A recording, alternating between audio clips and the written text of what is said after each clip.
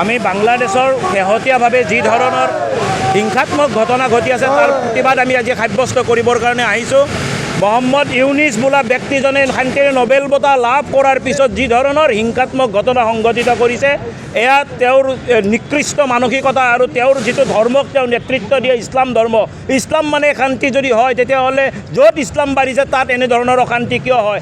আমি ডিপু দাসৰ হত্যাকাণ্ডক অথলে যাব নিদিওঁ, আমি মণ্ডলৰ হত্যাকাণ্ড অথলে যাব নিদিওঁ। গতিকে ভাৰতবৰ্ষত আমি বাংলাদেশৰ বিৰুদ্ধে এতিয়া যিটো জনজাগৰণ উঠিছে, এই জনজাগৰণত বাংলাদেশ আৰু বাংলাদেশৰ চৰকাৰ উঠি বাঢ়ি যাতে নাযাওক, তাৰ কাৰণে আমি সাৱধান বাণী শুনাই দিছোঁ। এই হত্যাই শেষ হত্যা হওক। ইয়াৰ পিছত যদি কোনো হিন্দু লোকৰ তাত বা মুছলমান লোকৰ তাত ৰক্তপাত হ'বলগীয়া হয়, তেতিয়াহ'লে তাতকৈ আৰু বেয়া ঘটনা একো নহ'ব। ভৱিষ্যত তেওঁলোকে তাৰ কাৰণে নিজকে দোষী সাব্যস্ত বুলি, নিজৰ দুখৰ কাৰণে হোৱা বুলি তেওঁলোকে ধৰি ল'ব।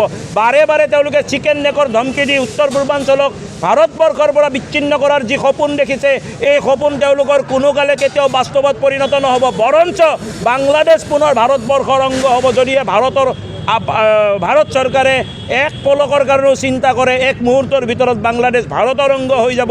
গতিকে এই সাৱধান বাণী তেওঁলোকলৈ শুনাবৰ কাৰণে আজিৰ এই প্ৰতিবাদী কাৰ্যসূচী আমি হাতত লৈছোঁ। আমি সৰ্বমুঠ 4টা সংগঠন আহিছোঁ।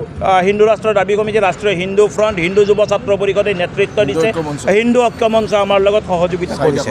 বাংলাদেশৰ যি অত্যাচাৰ যিটো চলি আছে, এই জেহাদী বাংলাদেশী মুছলমানৰ অত্যাচাৰ, এই জেহাদী বাংলাদেশী মুছলমানৰ অত্যাচাৰ মানে এইটো মানুহৰ কাম নহয়। এইবোৰ অসুৰ ঐতিহাসিক দানৱীয় যিবোৰ এক হৈ আছে বাংলাদেশত, সেইবোৰৰ এগেইনষ্টত আমি ইয়াতে আহিছোঁ।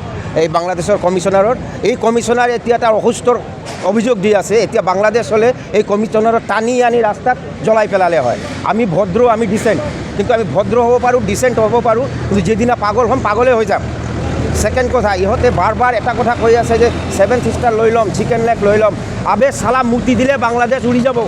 এই চালা চিকেন নেকৰ কথা কয়, চিকেন নেকৰ একো নাই, চিকেন নেক ফ্ৰুক নাই, চিধা কাটি দিলে হ'ল, চিধা কাটি শেষ কৰি দিলে বাংলাদেশ হিন্দুৱে মুতিলেই অকল বাংলাদেশ উঠি যাব। চিকেন নেকৰ কথা কি ঘণ্টা কথা কয় হে?